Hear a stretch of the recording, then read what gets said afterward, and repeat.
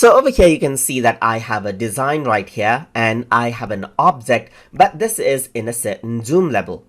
So if you want to go ahead and zoom in and zoom out as you work around with contents inside of VistaCreate, you need to go around and press the plus button right here to zoom in. The shortcut key is Ctrl plus for this, or you can press the minus key to zoom out over here.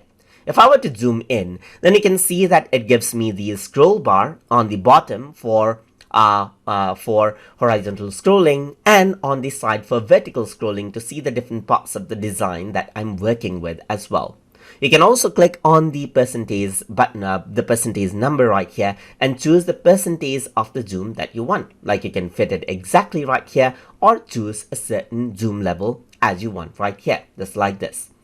So when you're working with design, and especially when you want to print it, what happens is that when you print out documents that you design, the edges are usually cut off. And those edges are known as bleeding areas.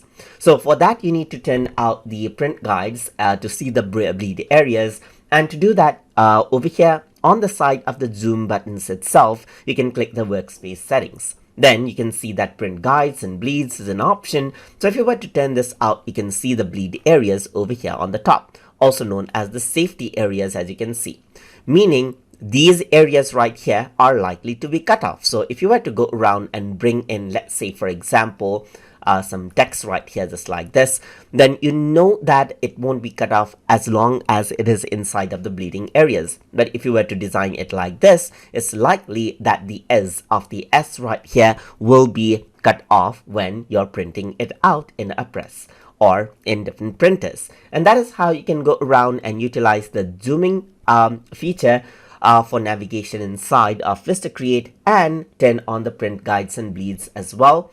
And you can also go around and turn it off according to how you want, as you want right here. So I hope you guys learned something as always. And as always, please like, comment, share, and subscribe.